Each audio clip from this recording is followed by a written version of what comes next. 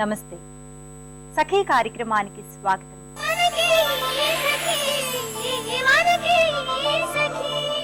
లావుపాటి పిన్ని గారు చేతిలో అప్పడాల కర్ర పట్టుకొని పక్కపలచగా భయపడుతూ ఉన్న అర్భకుడైన భర్తని బెదిరిస్తున్నట్లుగా బాపు గారు కార్టూన్లు వేస్తే ఆంధ్ర రాష్ట్రం అంతా నవ్వింది.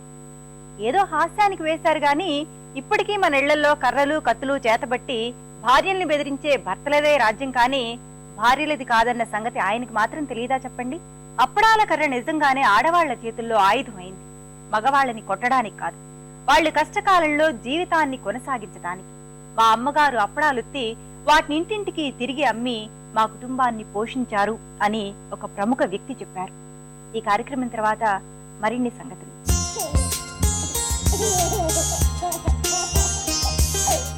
నమస్కారం. పన్నెంటి పాపాయి కార్యక్రమానికి స్వాగతం.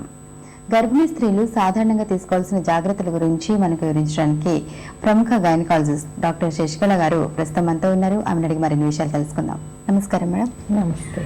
గర్భంతో ఉన్నప్పుడు స్త్రీలు సాధారణంగా తీసుకోవాల్సిన జాగ్రత్తలు ఏంటంటారు? గర్భంతో ఉన్నప్పుడు మొదటి 3 నెలలు గర్భ పీరియడ్ని 9 నెలల్ని 3 భాగాలుగా విభజించవచ్చు. మొదటి 3 నెలలు, తర్వాత 6వ నెల, 5వ నెల, 6వ నెల, 7వ నెల, తర్వాత ఆఖరి 3 నెలలు. సో మొదటి 3 నెలల్లో ముఖ్యంగా వీళ్ళకి వేవిళ్ళు అంటాము, అది ఎక్కువ ఉంటుంది. కాబట్టి ఈ వేవిళ్ళ సమయంలో ఏమి తినాలనిపించదు, కొన్నిసార్లు వాసనలు పడవు, కొంతమందికి కొన్ని రంగులు పడవు. కొంతమంది అమ్మాయిలు వచ్చి చెప్తుంటారు ఎప్పుడు కట్టుకునే ఒక చీరను చూస్తే కూడా దాని మీద ఒక రకమైన విరక్తి, అది బయట పడేయాలా అన్నంత విరక్తి కలుగుతుంది. ఇవన్నీ హార్మోన్ ప్రభావం వల్ల, ముఖ్యంగా హెచ్సిజి అనే హార్మోను మొదటి 90 రోజులు చాలా హై లెవెల్కి వెళ్ళి ఆ తర్వాత ప్లాటో అవుతుంది అన్నమాట.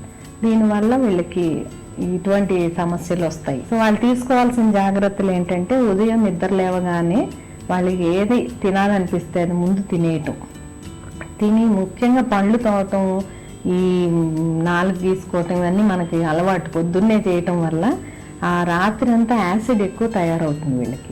ఈ యాసిడ్ వల్ల వాళ్ళకి నాజియా ఇంకా ఎక్కువగా ఉంటుంది. ఉదయం లేవగానే ఏదన్నా తిన్నట్లయితే ఈ యాసిడ్ న్యూట్రలైజ్ అయిపోయి ఆ నాజియా తక్కువ ఉంటుంది. ఎప్పుడైతే వీళ్ళకి పొద్దున్నే వాంతి అవుతుందో అయినప్పుడు ఈ యాసిడ్ ఈ ఆహార నాళం యూసోఫేగస్ని మండిస్తుంది అనమాట యాసిడ్ వల్ల. సో రోజంతా కూడా వాళ్ళకి వాంతులు అవుతాయి. సో ఎప్పుడైతే ఉదయం వాంతి కాకుండా వాళ్ళు ఆపుకోగలుగుతారో ఆ రోజు మొత్తం మీద వాళ్ళకి వాంతులు తక్కువ అవటము, లేదా ఆ నాజియా ఫీలింగ్ కూడా తక్కువగా ఉండటం జరుగుతుంది. సో రాత్రి పడుకునేటప్పుడే పళ్ళు దొంగకొని పొద్దున్నే నోరు పుక్కిలిని చూసేసి ఏదన్నా తిని ఒక అరగంట పడుకున్నారనుకోండి, అది బాగా న్యూట్రలైజ్ చేస్తుంది.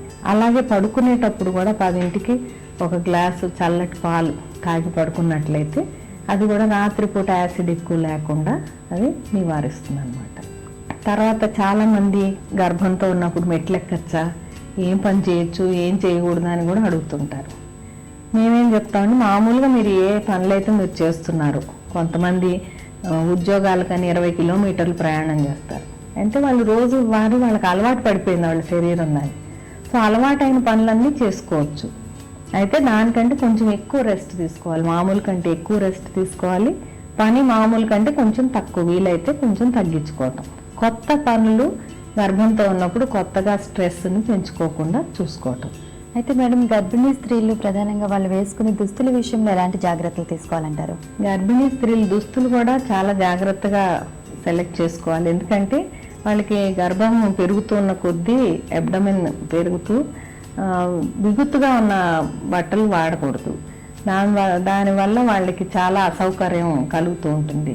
తర్వాత నొక్కుకుపోయి రక్త ప్రసరణ, ఎందుకంటే గర్భంతో ఉన్నప్పుడు బ్లడ్ సప్లై చాలా బ్లడ్ వాల్యూమ్ ఎక్కువ అవుతుంది, బ్లడ్ సప్లై ఆర్గన్స్కి ఎక్కువ ఉంటుంది. ఈ రెస్ట్రిక్టెడ్గా ఉన్నందువల్ల రక్తం గడ్డగట్టే అవకాశం కూడా హైపర్ కోఅగులబుల్ స్టేట్ అంటాం. సో అందుకని మరీ బిగుతుగా ఉన్న దుస్తులు వాడటం మంచిది కాదు. తర్వాత వాళ్ళు చెప్పులు కూడా ఎత్తు మడమల చెప్పులు వాడినందువల్ల జాయింట్స్ అన్నీ కూడా గర్భంతో ఉన్నప్పుడు హార్మోన్ ప్రభావం వల్ల రిలాక్స్ అవుతాయి. ముఖ్యంగా పెల్విక్ ఫ్లోర్ జాయింట్స్, అన్ని జాయింట్స్ కూడా లూజ్ అవుతాయి. ఎందుకంటే ఇది కాన్పు సమయంలో సహాయపడడానికి అనమాట. అంటే గర్భస్థ శిశువు బయటికి రావడానికి తుంటి ఎముక ఈ రిలాక్సేషన్ వల్ల కొంచెం స్ట్రెచ్ అయ్యే అవకాశం ఉంటుంది. సో బేబీ బయటికి రావడానికి వీలవుతుంది. అది గర్భం వచ్చినప్పటి నుంచి కూడా ఈ రిలాక్సేషన్ ఉంటుంది. అందుకని చాలా మందికి నడుము నొప్పి, తుంటి ఎముక నొప్పి అది ఎక్కువ కంప్లైంట్ చేస్తుంటారు. ముఖ్యంగా ఎక్కువసేపు కూర్చున్నప్పుడు అట్లా వస్తుంది. కాబట్టి ఎక్కువసేపు కదలకుండా కూర్చోవటం మంచిది కాదు. అప్పుడప్పుడు లేచి తిరుగుతూ ఉండాలి.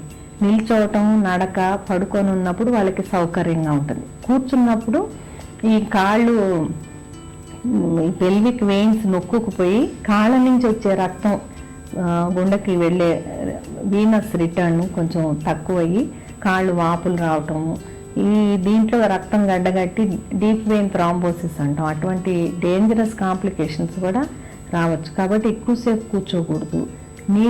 తరచుగా నీళ్లు తాగుతుండాలి. కనీసం 8-10 గ్లాసులు నీళ్లు తాగుతుండాలి. కొన్నిసార్లు ఈ స్త్రీలు ఏం చెప్తుంటారంటే అసలు మంచం మీద అట్నుంచి తిరగటానికి కూడా చాలా కష్టంగా ఉంది అని. ఈ తొంటి ఎముక నొప్పి, ఈ పెల్విక్ పెయిన్ అన్నది ప్యూబిక్ పెయిన్ ఒకసారి వచ్చిందంటే ఆ గర్భం కాన్పయ్యే వరకు ఉంటుంది ఆ నొప్పి. దానికి ఎటువంటి ట్రీట్మెంట్ ఉండదు. ఎక్కడైతే నొప్పి ఉంటుందో ఆ జాయింట్ని చేత్తో కొంచెం సపోర్ట్ ఇచ్చి మంచం మీద అట్నుంచి ఇటు తిరిగేటప్పుడు, మంచం మీద లేచి కూర్చున్నప్పుడు, కూర్చొని మొదటి 4 అడుగులు వేసినప్పుడు నొప్పి ఉంటుంది. మళ్ళా సర్దుకొని నొప్పి తగ్గిపోతుంది. అది వాళ్ళకి తెలిసినట్లయితే దాని గురించి అంత వరి అవ్వరు అనమాట. అయితే మేడం, గర్భిణీ స్త్రీలకు 7వ నెల స్టార్ట్ అయిన దగ్గర నుంచి శారీరక మార్పులు పెరుగుతూ ఉంటాయి, అట్లాగే ఇబ్బందులు కూడా ఎక్కువ అవుతూ ఉంటాయి. ఇలాంటి సమయంలో ఎలాంటి జాగ్రత్తలు తీసుకోవాలంటారు? ఈ 7-8 నెలలు వచ్చేటప్పటికి గర్భకోశం ఇంకా పెరిగిపోవటం వల్ల వీళ్ళకి పడుకున్నప్పుడు చాలా ఇబ్బందిగా ఉంటుంది. ముఖ్యంగా మేము వీళ్ళని ఎడం వైపు తిరిగి పడుకోమంటాం. ఎందుకంటే కుడివైపు పడుకున్నందువల్ల ఇన్ఫీరియర్ వీనా కేవా అని అది నొక్కు